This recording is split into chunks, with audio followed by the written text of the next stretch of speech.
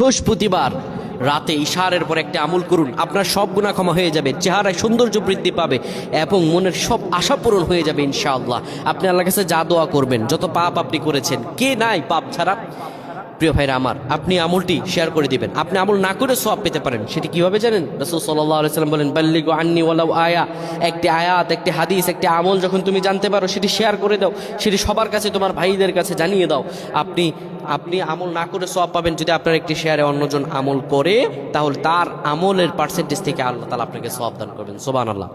বৃহস্পতিবার ইশার নামাজের পরে আপনি কিবলামুখী হয়ে যাবেন। রাসূলুল্লাহর শিখানো আমল, সে আমলটি হলো, নবীজি সাল্লাল্লাহু আলাইহি সাল্লাম বলেন, ইশারের পরে যে ব্যক্তি সূরাতুল মুলক তেলাওয়াত করবে, এই সূরাতুল মুলক তেলাওয়াত করার কারণে আল্লাহ রাব্বুল আলামিন তার গুনাহগুলো ক্ষমা করে দিবেন এবং কবরের মধ্যে তার আমলগুলো হবে একটা পাখির মতো হবে।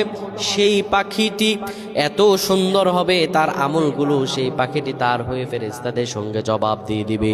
আমার আল্লাহ রাব্বুল আলামিন দয়া করে, মায়া করে তাকে মাফ করে দিবেন। সুবহানাল্লাহ।